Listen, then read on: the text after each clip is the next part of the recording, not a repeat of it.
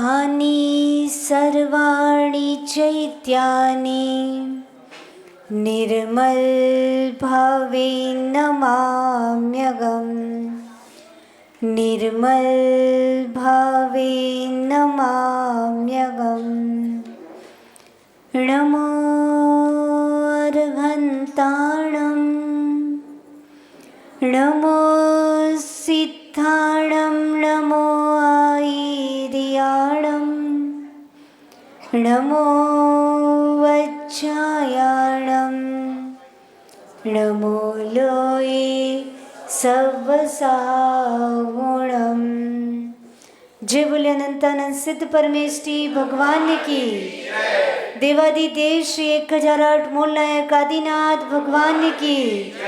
देवादिदेव श्री 1008 विघ्नहर पार्श्वनाथ भगवान की।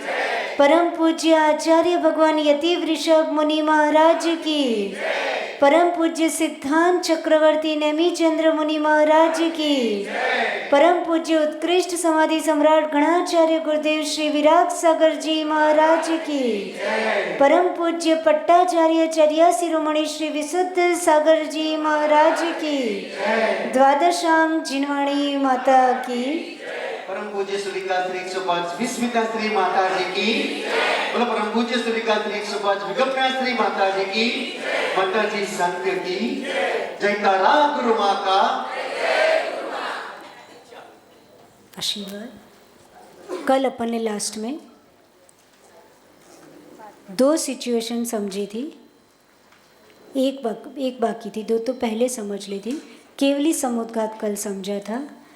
तो केवली समुद्घात में ऐसा क्या होता है कि त्रस जीव त्रस नाड़ी को छोड़ के बाहर जाता है? कोई बताएगा? हाँ बताइए दीदी। जब अयन परमात्मा 13वें गुणस्थान में रहते हैं और उनके आयु कर्म निकट अंतर्मुरख में आयु कर्म बाकी है और उनके 3 अघात्य कर्म भी उसकी स्थिति आयु कर्म से ज़्यादा है। 3 अघात्य कर्म नाम गोत्र और वेदनीय नाम वेदनीय और गोत्र। तो उनकी स्थिति ज़्यादा है तो उनके आत्मा प्रदेश आयु कर्म के बराबर दंड कपात प्रतर लोक पुराण के मतलब आत्मा प्रदेश वो सब पूरे 3 लोक में पहला के पूरे 3 लोक में से वापस वही स्थिति में वापस आ जाते हैं, मूल शरीर में वापस आ जाते। तो ये सब पूरी प्रोसेस जो है उसको केवली समुद्घात कहते हैं। ये स्थिति में वो जो आत्मा प्रदेश है वो त्रस नाड़ी के बाहर रहते हैं।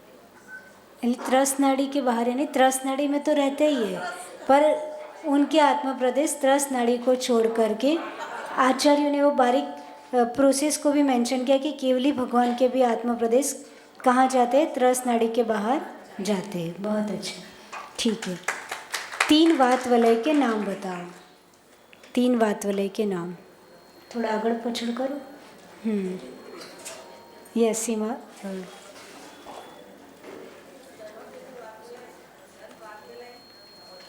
बहुत अच्छा। घनोदधि घन और तनुवात वलय, ठीक है। घनोदधि वात वलय का कलर नहीं पढ़ा है, राइट, नहीं पढ़ा है, नहीं पढ़ा। ओके, घनोदधि वात वलय का एरिया वो परसों पढ़ाया था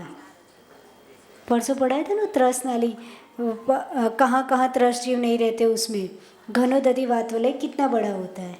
नवीन भैया, नील, हाँ हिरण भाई,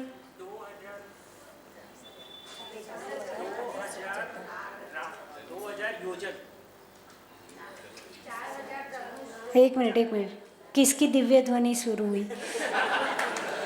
हाथ कोई नहीं उठाता, दिव्य ध्वनि पीछे से आती ही रहती है। कौन बोला? अच्छा बोलिए, कितना? 4000 धनुष किसका? तनुवात वलय, घनोदधि वात वलय। घन वात वलय 2000 योजन धनुष और तनुवात वलय 1575 धनुष। बहुत अच्छा है। 4000, 2000, 1575 धनुष, राइट। तीनों का यूनिट धनुष है। ठीक, आ जाओ पढ़ते हैं। अच्छा, लोक किस पर टिका हुआ है? बोलो माही।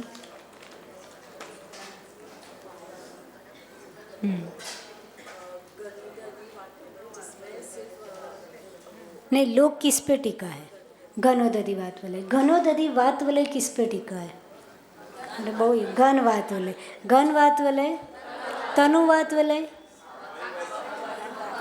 अनंत आकाश, राइट। ठीक है, अब इसके कलर और वो सब समझते हैं। घनोदधि वात वलय का कलर गोमूत्र के समान है, राइट। फिर घन वात वलय का कलर कौन सा है? मूंग के समान, मूंग होता है ना वैसा। और तनु वात वलय का कलर अवक्तव्य, राइट, यानी अनेक रंग वाला है, मल्टीपल कलर। तो अपन ने वैसा बनाने का ट्राई किया। घनोदधि वात वलय सबसे अंदर का गोमूत्र जैसा, राइट, लगभग पीला। फिर घन वात वलय मूंग यानी लगभग हरे जैसा। और तनु वात वलय वो बोल नहीं सकते, मल्टी कलर का होता है, ठीक। फिर स्वरूप वो कैसा होता है? तो जो घनोदधि वात वलय है वो सघन जल मिश्रित वायु का घेरा, ठीक है, यानी वायु तो है पर उसमें जल भी क्या है, तो वो क्या हो जाता है? थोड़ा सघन हो जाता है। फिर घन कैसा? घन वात वलय कैसा है? सिर्फ सघन वायु का घेरा, उसमें जल की बूंदे और वो सब नहीं होता। और तनु वात वलय सूक्ष्म वायु का घेरा, यानी पतली हवा है। समझ में है? पहला सघन जल मिश्रित वायु का घेरा, फिर जल हर जगह है, सघन वायु का घेरा, और जैसे और ऊपर गए तनु वात वलय में तो क्या हो गया? सूक्ष्म वायु का घेरा, ठीक है, याद हो गया। अब ये जो 3 वात वलय है वो अलग अलग जगह पर कितने कितने योजन के हैं? तो लोक के नीचे यानी आप डायग्राम में जाओ, लोक का नीचे तो यहाँ के भाई, राइट, वहाँ पर कितना है? 20,000 योजन। कितना है वो? कल पृथ्वी के नीचे, यानी लोक का नीचे वाला एरिया आया, वहाँ पे कितना है? 20,000 योजन। फिर घन वात वलय कितना है? 20,000 योजन। कहाँ पे? नीचे, लोक के नीचे। वो एक कॉमन टाइटल लिखा है ना, लोक आधार नीचे, तो 20,000 योजन, 20,000 योजन, 20,000 योजन। तो नीचे तीनों, क्योंकि इतना बड़ा लोक खड़ा है तो नीचे वायु का घेरा बेस भी कैसा है? 20,000 योजन का है। ऊपर कितनों सा था? 4,000, 2,000, 1,575 धनुष, और वो धनुष था, ये योजन है। समझ में? तो 20,000 योजन याद हो गया। ठीक, फिर से याद करते हैं। घनोदधि वात वलय, उसका कलर गोमूत्र। घन वात वलय का मूंग के समान। तनु वात वलय का अनेक रंग वाला, ठीक है।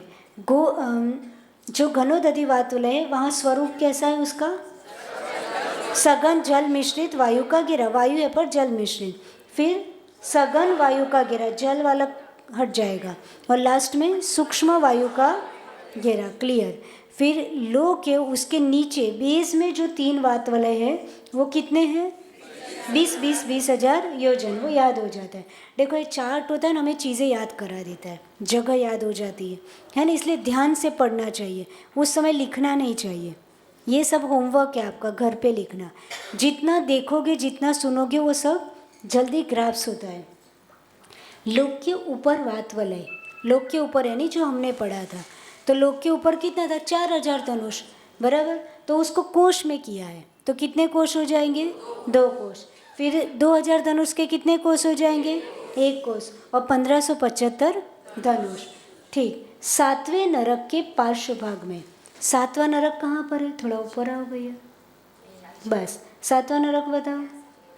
ये है, ये ना वो नहीं है, ये जो छोटा वाला है ना, छोटा, यस, ये 7वां नरक है, राइट। तो 7वां नरक के पार्श्व भाग मतलब बाजू में जो लोक वात वलय है उसको समझने का, यानी आचार्य महाराज कैसे समझाए, राइट। तो 7वां नरक जो है उसके पार्श्व भाग में, यानी साइड, पार्श्व यानी साइड, राइट। तो वहाँ पार्श्व भाग में कितना है? 7 योजन, 5 योजन, 4 योजन। 7, 5, 4 याद कर लो, बोलो 5 बार बोलो। योजन कौन बोलेगा? 5 योजन, 4 योजन, फिर 5 योजन, 4 योजन, 7 योजन, बोलो। ये कहाँ पर है? 7वें नरक के साइड में जो वात वलय है उसकी मोटाई है 7 योजन 5 योजन, कहाँ 20,000 योजन। और कितना हो गया बाजू में? 7 5 4 योजन। ठीक। अब मध्य लोक के पार्श्व भाग में, यानी हमें कहाँ तक जाने का? मध्य लोक। कहाँ है मध्य लोक? यस, उसके पार्श्व भाग यानी साइड में। वो साइड में जो वात वलय है वो कितना हो गया? 5 4 3। याद करो, 5 4 3 योजन। देखो 7 5 4 था, अब 7 को हटा दो, 5 4 और 4 में 1 कम कर दो, कितने हो जाएंगे? 3। 5 4 3 योजन। कहाँ पे? मध्य लोक की साइड में। फिर कहाँ आना? ब्रह्म स्वर के पार्श्व भाग में। ब्रह्म स्वर ये एल्बो वाला पोर्शन, राइट?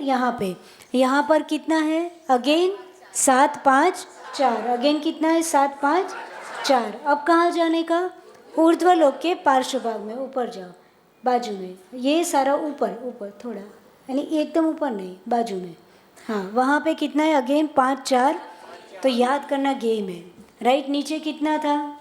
20 20 20,000 बराबर। थोड़ा ऊपर गए 7वें नरक के बाजू में 7 5 4, और ऊपर गए मध्य लोक के 5 4 3, और बड़ा तो क्या हो गया? 7 5 4, और कम हुआ तो क्या हो गया? 5 4 3। याद हो गया? योजन लिख जो, नहीं तो 0 मार्क्स हाउस है। हाँ, है ना? 20,000 योजन, 7 5 4 5 4 3 7 5 4। ठीक है, हो गया? तो हमारा चार्ट पूरा हो गया। बस इतने में तो याद हो गया। तो लोकाकाश के नीचे दोनों पार्श्वों में निगूढ़ स्थान तक 3 वात वलय फैले हैं। ये वात वलय 8 भूमियों के नीचे तक फैले हुए हैं। इनकी मोटाई 20,000 है, जो अपन ने देख ली, राइट? ठीक। ऊपर 8वीं भूमि, हाँ 8वीं भूमि कौन सी? ईशत प्रागभाग। 7 कौन सी? यस, रत्ना सर्करा बालों का पंख तम तुम, राइट? है ना? ये 7 पृथ्वी और 8वीं, इन सबके नीचे 20,000 योजन के वात वलय। फिर से लाओ, ये लिखा था उसमें। हाँ, मोटो को देखो, हर एक नरक के नीचे 3, और जूम करो दिखेगा। हर एक नरक के नीचे जाओ, ऊपर जाओ, ऊपर, और बड़ा करो। अब नरक में जाओ, नीचे। सबके इतना नीचे नहीं, देखो हर एक के नीचे 3 वात वलय दिख रहे हैं। हर एक नरक के नीचे 3 लाइन ड्रॉ की है, राइट? वो नीचे लाइन लिखी थी कि हर एक नरक के नीचे जो 3 3 लाइन है, यानी हर एक पृथ्वी के नीचे जो 3 3 लाइन है, वो हर जगह क्या होते हैं? वात वलय होते हैं। समझ में है? वो लिखा है। और जो 8वीं पृथ्वी है, ऊपर जाओ, ईशत प्रागभाग दिख रही है? हाँ, उसको जूम करो, ऊपर अच्छे से दिखी होगी, क्योंकि डायग्राम को, वात वलय को हाईलाइट किया इस डायग्राम में, और बाकी सब चीज़ों को कम करना। इसमें अच्छे से नहीं दिख रही है। अब जहाँ मैंने ऊर्ध्वलोक और वो समझाया था ना, पर चलेगा। कल मैंने सिद्धशिला का दिखाया था ना, उसमें अच्छे से दिख रही थी, वो बाद में देखेंगे। यानी आपको क्या याद रखना है? हर एक 7 नरक की पृथ्वियों के नीचे सब जगह 3 वात वलय, और ऊपर 8वीं पृथ्वी, यानी कौन सी? ईशत प्रागभाग पृथ्वी है, वहाँ पे भी नीचे क्या है? 3 वात वलय। ऐसा लिखा था, वो जो नीचे वाली लाइन थी ना, उसका मतलब ये था। चलो बैक टू बैक। मध्य लोक में भी है नीचे सब प्रागभाग, 7 नीचे और 7 पृथ्वी अधोलोक में है ना, एक पृथ्वी मतलब ऊपर है, ऊर्ध्वलोक में ऐसा है। अपने यहाँ कुछ नहीं है, अपने यहाँ अपन ही है। ठीक, फुल स्क्रीन कर दो।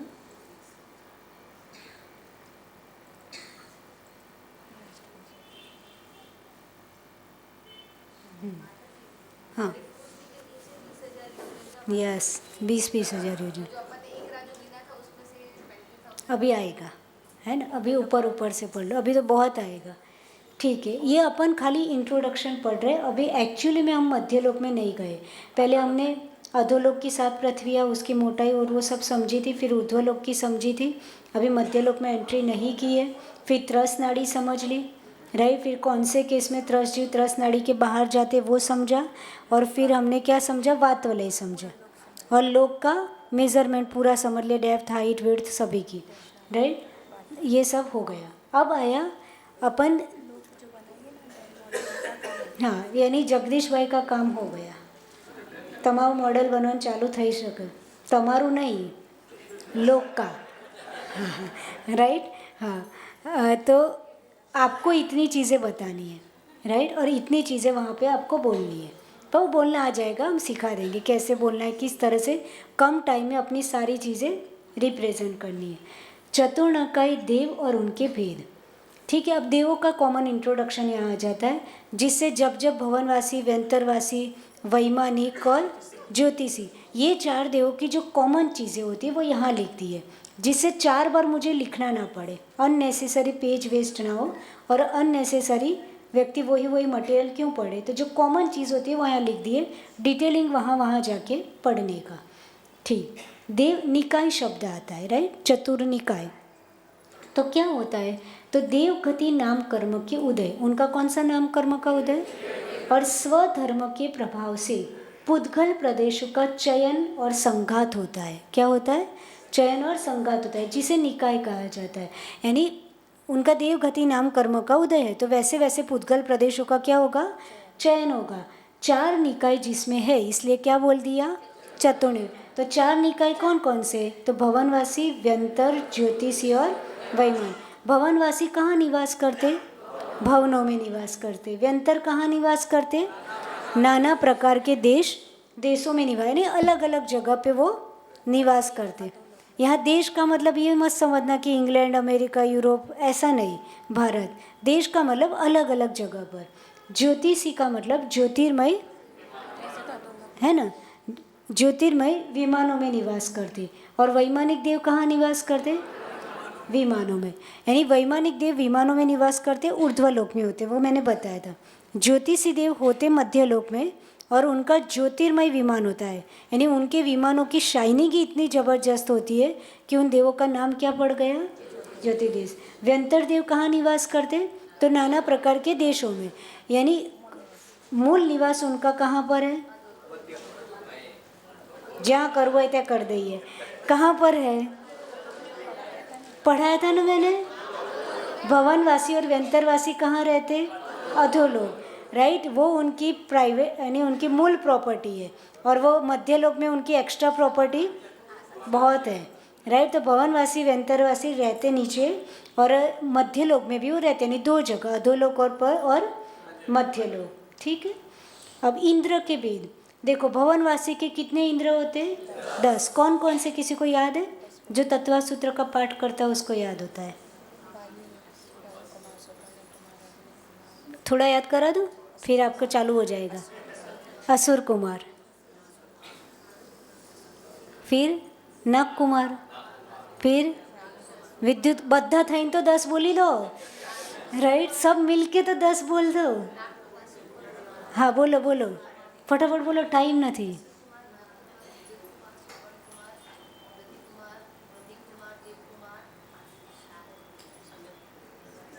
ઉદતી કુમાર, દીક કુમાર,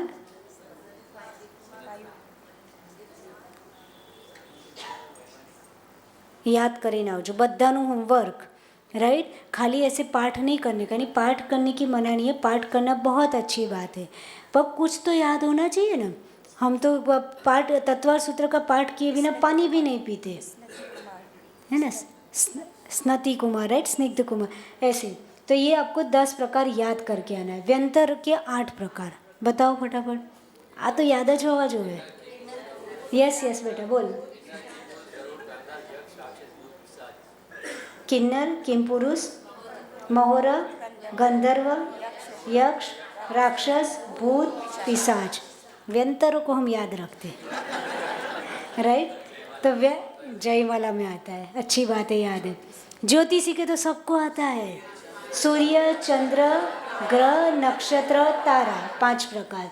वैमानिक हमने याद किए थे, 2 के पैर, सौधर्म, ईशान, सानत, ब्रह्म, लांतव, शुक्र, सतार, आनत, आरण, पछी 9 ग्रेवियर, 5 अनंत हो गया।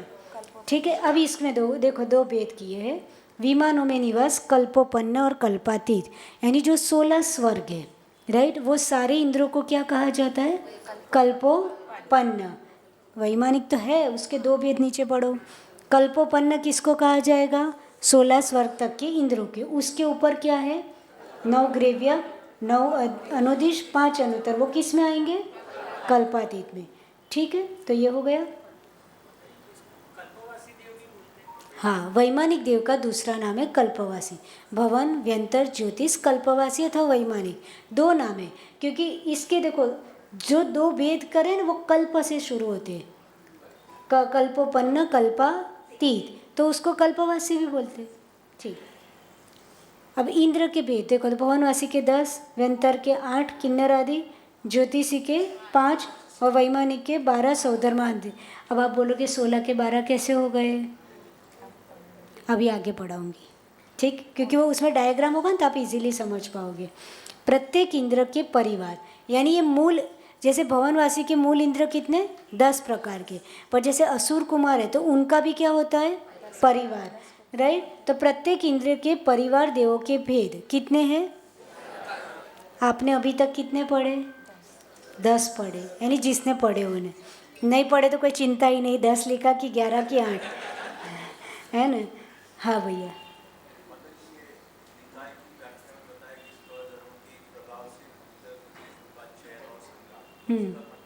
हाँ, यानी है ना, ये मूल सिद्धांत सिद्धांत सार दीपक शायद, अथवा जो जैनेन्द्र सिद्धांत कोश है वहाँ से डेफिनेशन ली गई है, यानी उसमें भी कोई भी ग्रंथ का रेफरेंस ही होता है। तो जो मूल डेफिनेशन है स्वधर्म के प्रभाव से, यानी जो देव आयु का बंद किया, राइट, वो जैसे कोई तिर्यंश लेता है तो उसका स्वधर्म क्या होता है? कोई कबूतर बना तो वो उसका स्वधर्म हो गया। ऐसे 4 प्रकार के जो निकाय है तो उनका अपना अपना प्रभाव है कि व्यंतर वाले देव वैसा ही काम करेंगे, भवन वाले उनका प्रभाव है, ज्योतिषी का ज्योतिष वाला प्रभाव है, वैमानिक देव का अपना प्रभाव है। तो उस अपेक्षा से लिखा है कि स्वधर्म के प्रभाव से पुद्गल प्रदेशों का चयन, यानी जिस निकाय में जन्म लेगा वो अपने अपने अनुसार पुद्गल प्रदेशों का चयन और संघात करता है, जिसे निकाय कहा जाता है, राइट। ठीक है, अपन नीचे आए थे। प्रत्येक इंद्र के परिवार देवों के भेद, यानी जो 10 मूल भेद है उनके परिवार कितना है? हर एक का 11-11 है। अब ये मैंने क्या शॉर्ट में लिखा है, जब अपन ऊर्ध्व लोग पढ़ेंगे देवों का तो पूरा 11 नाम और सब आएंगे, पर आपने तत्वर सूत्र में 10 पढ़े होंगे। कितने पढ़े होंगे? पर तिलोई पन्नति जी में कितने दिए हैं? 11। तो दोनों आचार्यों के मत हमारे लिए क्या है? मान्य है। ठीक। फिर व्यंतर देवों के कितने भेद है? 9, यानी उनके परिवार के कितने? 9। फिर ज्योतिषी में भी कितने? 9। और ये वैमानिक में कितने? 11। अब देखो, व्यंतर और ज्योतिषी में त्रायस्त्रिश और लोकपाल ये 2 भेद नहीं होते, तो बाकी दोनों के 11 थे, इन दोनों के कितने हो गए? तो कौन से नहीं होंगे? त्रायस्त्रिश और लोकपाल, ये 2 भेद नहीं होंगे। नेक्स्ट देखो, ये नाम आ गए, समझ में आया? जो अपन ने 11 भेद देखे ना वो, तो पहले इंद्रों के परिवार देवों के नाम और उनका पद। पहला कौन सा? इंद्र। फिर दूसरा प्रतीन्द्र, तीसरा लोकपाल, चौथा, यानी दिगेंद्र बोलो कि लोकपाल बोलो एक ही बात है, पर लोकपाल फेमस नाम है, लोकपाल सबने सुना होता है, इसलिए इंद्र, प्रतीन्द्र, लोकपाल, त्रायस्त्रिश, सामानिक, तनुरक्षक, पारिषद, 3 प्रकार के पारिषद होते हैं। पारिषद, अनिक, प्रकीर्णक, अभियोग्य और किलविषद, यानी ये हर एक जो देव होते हैं इनका परिवार है। जैसे हाँ, जैसे फॉर एग्जांपल कि नवीन भाई का परिवार है, राइट, तो इसमें ये 10 प्रकार के लोग रहते हैं, समझ में? यानी कोई भी होगा, असुर कुमार होगा, व्यंतर होगा, कोई असुर कुमार होगा, नाग कुमार होगा, कोई भी होगा, उसमें उनका परिवार क्या है? ये तो कोई भी इंद्र कहीं पे भी जाता है सपरिवार जाता, यानी वो अपने ये पूरे परिवार को, उसमें इंद्र भी होगा, प्रतीन्द्र, लोकपाल, ये सब लोग मिलकर क्या जाते हैं? नंदीश्वर की पूजा करने। आप कितने लोग मिलकर आते हो? है ना? तो फिर कल से क्या करना? कल कौन है सौधर्म इंद्र? आप हो ना? तो सपरिवार आना का, देखो ये अकेला नहीं जाता कहीं पे भी, है ना। समझ में आया, नंदीश्वर भक्ति में आता है सपरिवार आता है। देखो घर में कोई कार्यक्रम होता है तो अकेले अकेले करते क्या, अब कमेटी ने कोई कमी रखी, इतना अच्छा मंडल देवांशी ने बना दिया, इतना अच्छा हॉल, इतने भगवान 3 लोग के नाथ है, और ढोलक की कमी थी, और ढोलक और सब आ गए, तो अब आपको करना क्या है, गाते हम है, पंडित जी मंत्र बोलते, तुम्हें स्वाहा स्वाहा करने में क्या दिक्कत है। समझ में आया। तो सपरिवार उसका आनंद अलग होता है, आता है कि नीचे सीढ़ियाँ चढ़ते हैं, वही खुश हो जाता है कि अंदर खूब खूब खूब कुछ अच्छा हो रहा है, आवाज़ सुन के ही उसका मन विशुद्धि जगती है कि नहीं। ये सब निमित्त है हमारी विशुद्धि बढ़ाने में। तो हम सबको ट्राई करना चाहिए कि जिन जिन को बुला सकते सब मिलजुल के, बाद में तो बहुत सारे लोग आ जाते हैं, राइट, पर अपनी जवाबदारी कि हम अपनों को लेके आए। ठीक, तो इंद्र है, देखो जहाँ तत्वार सूत्र जी उसमें इंद्र नहीं गिना, क्या नहीं गिना, डायरेक्ट कहाँ से गिना, प्रतीन्द्र, इसलिए वहाँ पे कितने हो गए 10, और यहाँ पे तिलय पन्नति जी में किसको गिना है, इंद्र को गिना है, तो क्या हो गया 11। तो यहाँ ग्रंथ मूल तिलय पन्नति और त्रिलोक साजी और उन सब के बेस पर है, इसलिए यहाँ पे 11 रखा है। और मुझे भी बहुत टाइम हुआ था समझ में, 11 10 क्या फंडा है, और फिर समझ में आया। तो इंद्र यानी राजा सदृश, जो इंद्र होता है वो कैसा होता है, उसके पास राजा जैसी पावर होती है। प्रति इंद्र यानी युवराज जैसा, राइट। लोकपाल कैसे, सेनापति, यानी वो इंद्र ही ये सारे सब देव ही है, राइट, पर उनका रोल ऐसा होता है कि जैसे कोई राज्य होता है तो उसमें सेनापति कैसा काम करता वैसा, है ना। हाँ, यानी जिनको बहुत सपने होते हैं ना देव बनने के, वो समझ लो कैसी हालत होती है ना। लोकपाल कैसा होता है, लोकपाल कोई बन गया तो वो सेनापति जैसा, यानी कोई ऐसा वहाँ मजदूरी नहीं करनी पड़ती, भोग भयंकर होते, बहुत अच्छे होते, है ना, पर उनको आज्ञा में रहना पड़ता है। और वही उनका क्या है, थोड़ी मेंटल के, हम भी देव वो भी देव, सब एक साथ रहना, तो भी हमें उनका काम करना पड़ता, यानी कुड़ चालू रहती है अंदर। समझ में आ गया, है ना। जैसे यहाँ रहता ना कि भाई अध्यक्ष नहीं मानवी पड़ से, राइट ऐसा है ना, कभी कभी आ जाता है मन में, राइट। ऑफिस में भी होता है खड्डूस बॉस, उसको तो कुछ आता नहीं है, हमको ये काम कराता रहता है ना, एसी में भी पसीना टपके उतना काम देता है।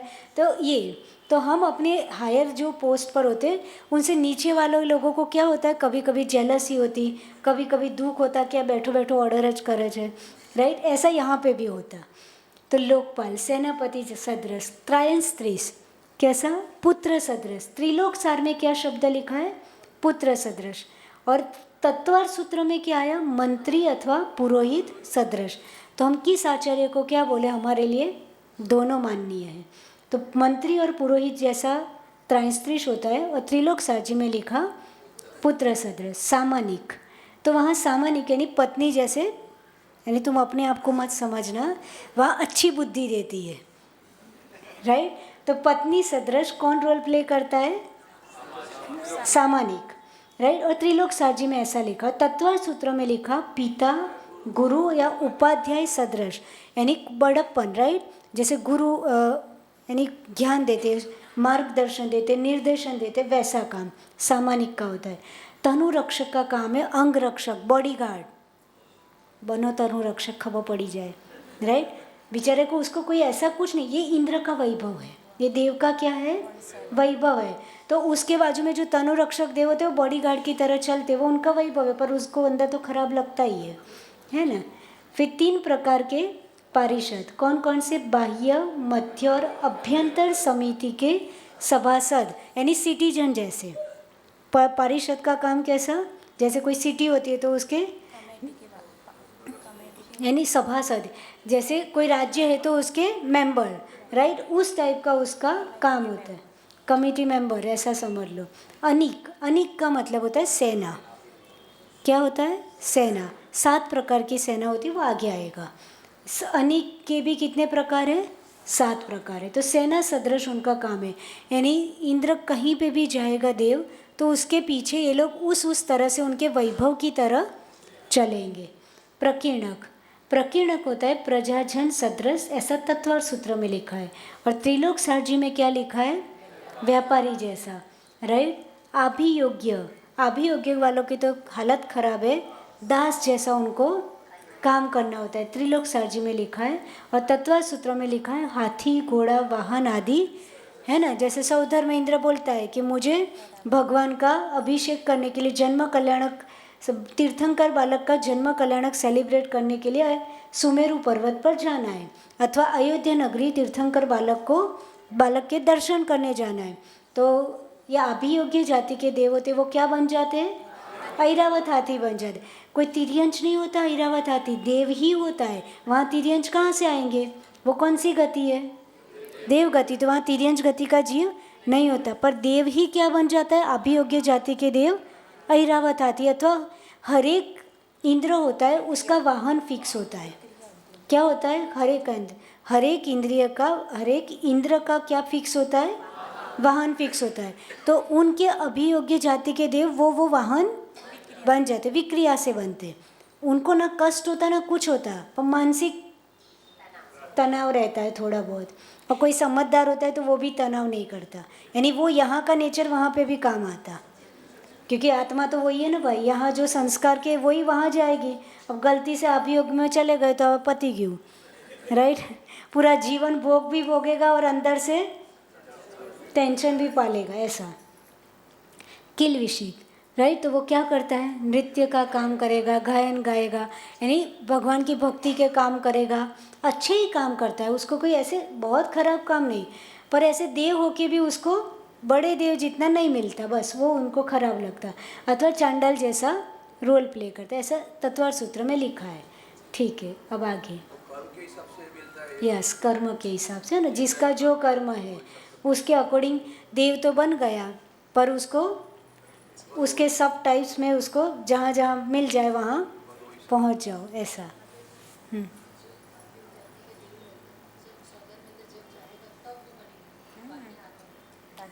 बाकी कुछ नहीं, वो भी जलसा करता है, वो भी भोग भोगता है ना। यानी बाकी सब ऐसा होता है, पर सौधर्म इंद्र के वाहन का नाम ऐरावत हाथी है। तो उसको जब जब जहाँ जहाँ जाएगा, नंदीश्वर में, पंचमेरु में, बाकी अकृत्रिम चैत्यालय की वंदना करने, तो वो एज अ व्हीकल, राइट, उसके वाहन का काम करके जाएगा। ठीक। चतुर्निकाय देवों की लेश्य, थोड़ा ऊपर करो। अच्छा, इतना ही है, सॉरी। चतुर्निकाय देवों की लेश्या, भवनत्रिक में लेश्या। भवनत्रिक का मतलब भवनवासी, व्यंतरवासी और ज्योति, इन तीनों को शॉर्ट में क्या बोला जाता? तो वो कॉमन है। पर्याप्त अवस्था में 6 द्रव्य से 6 लेश्या होती। अब ये पर्याप्त वो अभी मैं नहीं समझा रही, राइट। पर द्रव्य से 6 की 6 लेश्या। लेश्या कौन कौन सी? कृष्ण, नील, कापोत, पीत, पद्म और शुक्ल, राइट। आप सब पर्याप्त हो कि अपर्याप्त? पर्याप्त है ना, ऐसा मत मानना हम अपर्याप्त। ठीक है, तो द्रव्य लेश्या उनकी 6, और भाव लेश्या कौन सी होती? पीत लेश्या रहती। पीत लेश्या यानी पीत, पद्म, शुक्ल अच्छी लेश्या कहलाती। उसमें जगन्य, मध्यम, उत्तम हो जाएगा। पीत लेश्या जगन्य, मध्यम पद्म और उत्तम शुक्ल, ऐसा। फिर अपर्याप्त अवस्था में द्रव्य लेश्या 2, कापोत एवं शुक्ल, और भाव लेश्या कौन सी होती? 3 अशुभ। अशुभ कौन सी? कृष्ण, नील, कापोत। ये याद रख लो, कृष्ण, नील, कापोत क्या है? अशुभ। और पीत, पद्म, शुक्ल कैसी है? शुभ लेश्या। तो अपर्याप्त अवस्था में 3 कौन सी रहती? भाव लेश्या अशुभ रहती, और द्रव्य लेश्या कौन सी रहती? कापोत और शुक्ल। ठीक है, आ બધું થોડું ડિટેલિંગ છે, पर इतना याद रख लो। हाँ, वैमानिक देवों में जैसी द्रव्य लेश्या होती है वैसी उनकी भाव लेश्या होती है। वो हायर, उनका पोस्ट थोड़ी हायर है। ठीक, टाइम देखते रहना। देवों के गुण और विशेषता, तो ये कॉमन मैटर है कि ये जो चारों निकाय के देव हैं उनमें कौन कौन से गुण होते हैं, तो मज़ा आएगी आपको। देवों में विशेष दीप्ति और प्रभाव होता है जो मनुष्य में नहीं, यानी हमारे में वो कांति और प्रभाव नहीं होता जो किस में होता है? देवों में होता है। दूसरे, बलवानों को भी पराजित करने की क्षमता रखता है। कितना भी बलवान आ जाए, कितना भी निकृष्ट देव हो, निकृष्ट का मतलब छोटे से छोटा देव हो, वो भी बलवानों को क्या कर सकता है? पराजित कर सकता है। तीसरा है ना, पंच परमेष्ठी और अकृत्रिम चैत्य चैत्यालयों की स्तुति और वंदना करते। चारों निकाय के देव नियम से क्या करते हैं? अकृत्रिम चैत्यालयों की, पंच परमेष्ठियों की वंदना स्तुति वो ये सब करते ही रहते हैं। अपन करते हैं क्या? हैं? भाव सहित करते हैं। अब नंदीश्वर हम थोड़ी साक्षात पहुंच गए, है ना, हम परोक्ष में रचना करके अर्चा करने आए। रोज पढ़ते हैं ना, हमने परोक्ष में रचना की और अकृत्रिम चैत्यालय को इमेजिनेशन करके क्या करते? अर्घ चढ़ाते हैं। पर ये लोग तो जा सकते हैं, उनके पास ताकत है। तो पंच परमेश्वर अकृत्रिम चैत्य चैत्यालय की स्तुति और वंदना करते हैं। चौथा, अणिमा आदि 8 रिद्धियाँ तथा सम चतुरस संस्थान से युक्त थे। हर एक देव के पास अणिमा आदि 8 रिद्धियाँ आगे आएगी, 8 रिद्धियाँ आएगी, राइट। तो अणिमा यानी उसका मतलब भी आएगा नाम और अर्थ। तो ये सब रिद्धियाँ उनके पास बाय डिफ़ॉल्ट हर एक देव के पास होती, ठीक है। और सम चतुरस संस्थान से क्या होते? वो युक्त होते। फिर क्या लिखा? देवों में हड्डी, रुधिर, नस, चर्बी, मूत्र, मल, रोम, पसीना, चमड़ा, मांस, दाढ़ी, मूछ, नख, केश आदि नहीं, ये कुछ नहीं होता। कितना दिव्य शरीर, समझ में आया? तो देवों में ये सब नहीं होता। देवों के बाल नहीं होते, पर हम तो पंच कल्याणक में एक्स्ट्रा लगा लेते हैं। लगाते कि नहीं? वो ऐसा समझते राजा बनना है तो यहाँ लगा लगा के जाते। चश्मा तो होते ही है, उनके होते हैं क्या? नहीं होते, पर ठीक है, आप क्या करोगे। पर बाल तो हम एक्स्ट्रा लगाते, दाढ़ी भी एक्स्ट्रा बढ़ा लेते। तो समझो वहाँ होता है क्या देवों के? तो पंच कल्याणक में आप देव बनते हो और पीछे से बाल लंबा कर देते। कैसे उल्टे काम, ठीक है। हाँ, ये कॉमन मैटर, हाँ कॉमन मैटर ही आगे है। बाकी भवनवासी का जहाँ चैप्टर आएगा वहाँ डिटेल है। पंच परमेश्वर अकृत्रिम चैत्य चैत्यालयों की स्तुति और वंदना करते हैं। देव तो मतलब मंदिर में जा ही नहीं सकते ना, कॉमन अपन। हाँ, यहाँ कितने होंगे? अभी उठा के ले जाएंगे। बोलना मत, सारे देव है ना।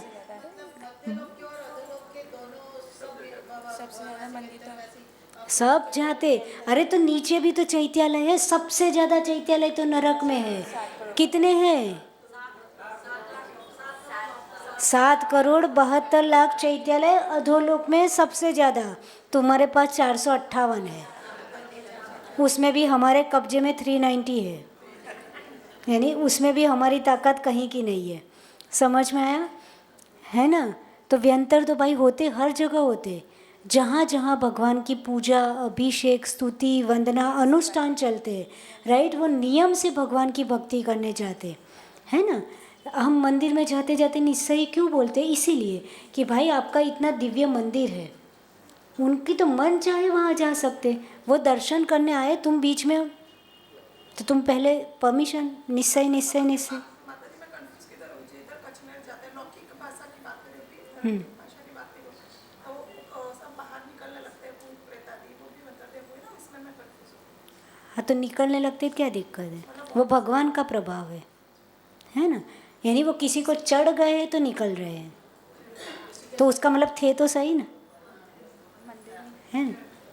ठीक, वो होता है, अतिशय है वहाँ का, और आपकी श्रद्धा काम करती है ना। वो तो सब कुछ पॉसिबल है, ठीक है। नीचे प्रतिमा की तरह नख और केश का आकार होता है। उनका कैसा होता है? नख और केश का आकार होता है, लेकिन इनमें सहनन होता नहीं है, ठीक है ना। यानी उनके अपनी तरह बढ़ेंगे नहीं, नेल कटर से कट नहीं करना, कुछ कहानी कैंची लेके स्टेप कट, लेयर्स कट कहीं ना कराओ पड़े। समझ में आ गया? ठीक है। हाँ, नहीं होते, यानी नहीं होते का मतलब वो सिर्फ शेप होता है। जैसे अपन भगवान की प्रतिमा देखते हैं तो उसमें अपन ने क्या बनाया? सिर्फ शेप बनाया। और अरिहंत भगवान की प्रतिमा में भी तो नाखून भी होते हैं। आपने कई जगह, मुझे राजस्थान का एक मंदिर याद है, मुझे जगह का नाम याद है, वो प्रतिमा आज भी याद है, बड़े बड़े नाखून है उस प्रतिमा में, सांगानेर में है। और भी एक जगह नीचे जाके ऐसे जाने का है, जयपुर के बाजू में, yes right, no no no, अब जहाँ पे हो नमोस्तु भगवान, तुम चर्चा मत करो। तो वहाँ पे क्या है, नाखून होते हैं। तो अरिहंत भगवान की प्रतिमा में भी तो नाखून हो सकते हैं, राइट। बाल अपन बनाते हैं ना, ऐसे ऐसे घुंघराल ऊपर, पर सिद्ध भगवान की प्रतिमा में शेप होता है, खाली क्या होता है, ऐसे नाखून, और ये अलग से दिखाई नहीं होते, है ना। यानी ऐसा ही देवों में होता है कि देवों में वो बढ़ते नहीं है, नहीं होते का मतलब शेप तो होता है। अब हाथ बताएंगे तो यहाँ क्या बताएंगे, समझ, यानी हाथ होंगे देव का तो यहाँ क्या होगा, तो भाई नाखून का शेप तो होता है, पर उसका मतलब बढ़ते बढ़ते घटते वो सब प्रोसेस नहीं होती, है ना, सहनन नहीं होता उसमें। अपने तो ज़्यादा कट जाए तो, जैसे हाथ से करते बराबर हम, तो फिर ज़्यादा कट जाए तो वहाँ ब्लड आ जाएगा, दुखेगा, वो कहानी उनके साथ नहीं है, ठीक। दिव्य अमृतमय मानसिक आहार तुष्टि और पुष्टिकर होता है उनका। कैसा आहार होता है, એટલે આમ પ્લેટ લઈને ચમચી લઈને એ બધું લઈને બેસવું ના પડે, राइट। जैसा सोचा वैसा उनका यहाँ से अमृत झरता है। और वो भी कैसा होता है, पुष्टि, पौष्टिक होता है। तुष्टि यानी संतुष्टि, पौष्टिक भी होता है, ठीक। देवों का शरीर निगोद जीवों से रहित होता है, सुंदर होता है, रत्नों के मुकुट से सज्जित होते। देव का मतलब ही क्या है, जो मुकुट धारण करते हैं। इसलिए अपन जब जब कोई विधान अनुष्ठान पंचकल्याणक होता है, सबको क्या पहनाते, तो उस समय आपके अंदर वो फीलिंग आनी चाहिए कि आप मनुष्य नहीं हो, आप कौन बन गए, देव बन गए। तो फिर देव की तरह आपकी, देव के पास कितनी ताकत होती है, देव कितनी सुंदर भक्ति करता है, देव कैसे भगवान की भक्ति में, देव जितनी भक्ति बहुत बहुत कम लोग कर पाते। उनके पास शक्ति है, उनके पास द्रव्य है, सब कुछ है, राइट, समय भी है, तुम्हारे पास नहीं है, राइट। वो तो ये बहाना मत लगाना, उसका मतलब देव बहुत बहुत अच्छे से भगवान की क्या करता, तो उस समय हम वो कॉस्ट्यूम पहनते हैं कि हमारे अंदर भी, जैसे पुलिस वर्दी पहनेगा तभी किसी को डंडा मार पाएगा, है ना, नहीं तो रास्ते में यूं ही निकलेगा तो लोग उसे मार देंगे। तो आप अपने कॉस्ट्यूम में आओगे देव वाले, तो वो भाव भासना अंदर आती है, ठीक। नेक्स्ट, देव आभूषण पहनते हैं, क्या पहनते हैं, सुंदर आभूषण पहनते हैं, और यौवन में रहते हैं, हमेशा कैसे रहते हैं, यौवन रहता है उनका। हाथ पैर में हल्की क्या होती है, लालिमा, यानी अपने में पिंक पिंक ऐसा ऐसे सुंदर लालिमा होती है, ठीक। जरा यानी बूढ़ापा और अकाल मृत्यु से मुक्त होते, यानी बूढ़ापा नहीं आता, हमेशा यंग रहते।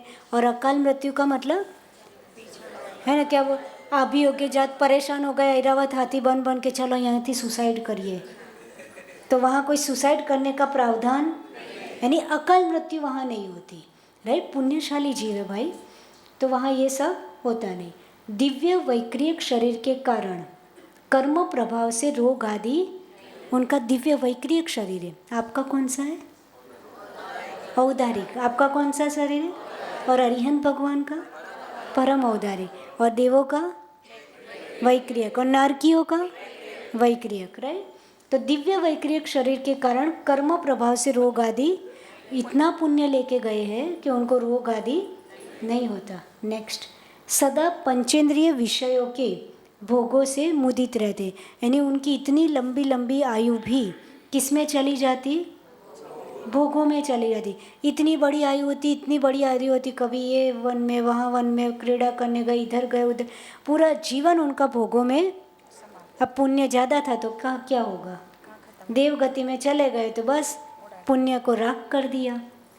क्या कर दिया, अपने को तो कितने भोग रहे, पर पुण्य राख हो रहा है ना।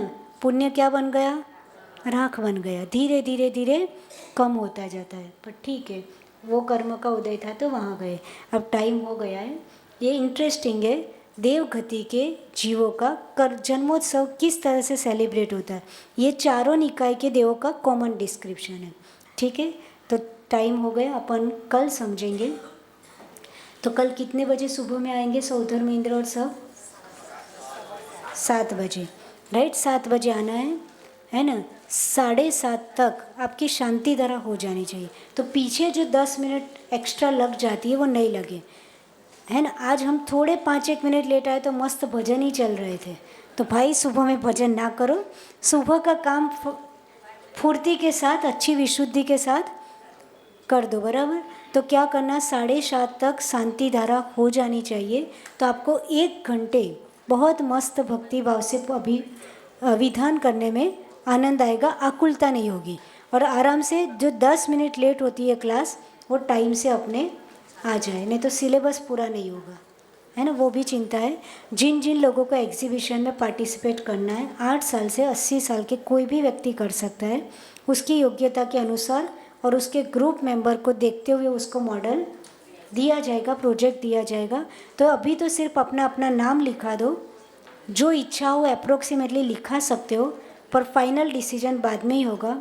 मैक्सिमम छोटा मॉडल होगा तो उसमें मैक्सिमम 2 लोग रहेंगे, थोड़ा उससे बड़ा होगा यानी बाकी सारे मॉडल में 3 लोग रहेंगे। सिर्फ जो लोग ढाई द्वीप बनाएंगे और समूह शरण बनाएंगे, उनमें 4 लोगों को अलाउ किया जाएगा। वही नाम मेरे पास देना जो वहाँ खड़े रहेंगे। तुम दुनिया में किसी की भी हेल्प लो, हमें कोई दिक्कत नहीं है, पर नाम वही देना जिनको वहाँ खड़े रहना है। यानी एग्जीबिशन में काम करे कोई, नाम कोई, खड़ा कोई रहे, मेरी और में वो रह जाए, वो सब हम नहीं करेंगे। नहीं तो और करते करते सब परिवार वहाँ आ जाएगा एक एक दिन में। क्या आज मम्मी, कल पापा, कल भाई, कई बहन। उस समय क्या अभी ऐसा लगता है, जब सब जम जाता है ना, तब सबको लगता है मैं अंदर खड़ा रहूँ। इतना ज़बरदस्त एटमॉस्फेयर होता है ना। उसको लगता है लोग इतने आते हैं देखने, आपको एक्सप्लेन करना। तो भाई खड़ा रहना है तो मॉडल बना लो, कोई दिक्कत नहीं, राइट। पर नाम वही देना जो वहाँ खड़ा रहेगा। वो नहीं होगा तो चलेगा, हमारे पास ऑप्शन है। 2 में से 1 नहीं होगा तो 1 बचेगा, दोनों नहीं रहेंगे तो हम किसी को खड़े रखेंगे, राइट। 3 में से 1 नहीं रहेगा तो ऑप्शन है, पर अपने मन से किसी को चेंज नहीं करना है। आपको थोड़ा लगेगा माता जी स्ट्रिक्ट, पर ये रहना पड़ता है। आपको अपना मॉडल दिखता है, मुझे 20 दिखते हैं, और मुझे 20 लोगों को आपको 1 मॉडल बनाना है, मुझे 20 लोगों को 20 मॉडल वालों को समझाना है और उन सबको व्यवस्थित रखना है। इसलिए रूल्स और रेगुलेशन का ध्यान रखना बराबर। और 9 तारीख को जिन जिन को यूथ, वो अपना अपना रजिस्ट्रेशन फॉर्म है, कल तक लगभग 50-60 नाम आ चुके थे, आज और अपना रजिस्ट्रेशन करा दो। 15 अगस्त को दोपहर में 1:30 बजे से सिंगिंग कंपटीशन है। भाई कभी जैन है तो क्या हुआ, आज हम आराम से भगवान की पूजा भक्ति अनुष्ठान कर रहे हैं, क्योंकि हमारे देश के लोग, शहीद लोग अथवा जो आर्मी है वो वहाँ पे खड़ी है, देश की रक्षा कर रही है, तब जाके हम आराम से सामूहिक प्रतिक्रमण कर रहे हैं। तो उनको भी याद कर लिया तो कोई दिक्कत नहीं है। आज वो है तो हम सुरक्षित है। तो आज हम धर्म ध्यान कर रहे हैं, विहार कर रहे हैं, सब कुछ मंदिर में आ जा रहे हैं, सब कुछ उनके कारण है। तो उस दिन जिन जिन लोगों की आवाज़ अच्छी है, मेरे जैसे लोग ना आए, राइट। जिन जिन लोगों की आवाज़ अच्छी है यानी आए सभी लोग, समझने का मतलब नाम वही लोग लगाए कि सबको आनंद आए। मेरा कहने का मतलब है आप आ तो गए, पर यहाँ सीखने के लिए नहीं आना, प्रैक्टिस सेशन नहीं है। आप देशभक्ति की ट्यून पर जैन धर्म के गा सकते हो, नो प्रॉब्लम। देशभक्ति के गा सकते हो, कोई दिक्कत नहीं है, उसमें भगवान को कुछ बुरा नहीं लगता, राइट। वो भी हमको देश के लिए भी ग्रेटिट्यूड होना चाहिए कि उस देश में, हम भारत देश में रह रहे तो हम धर्म ध्यान कर पा रहे, नहीं तो कैसे करते। तो वो उस दिन रखेंगे, राइट। उसके पूरा क्राइटेरिया सेट करके एज ग्रुप भी डाल दिया जाएगा, और वो गूगल फॉर्म आपके पास 1-2 दिन में आ जाएगा। तो सबको एवरी सैटरडे संडे कुछ ना कुछ मिलता जाएगा। 10 तारीख को सुरभि पांड्या का यहाँ पे एक लेक्चर रहेगा, शाम को एग्जैक्ट 7 o'clock। ये सारी बातों को ध्यान रखते हुए जिनवाणी स्तुति। जावाणी के ज्ञान से सोवाणी मस्तक नमो सदा।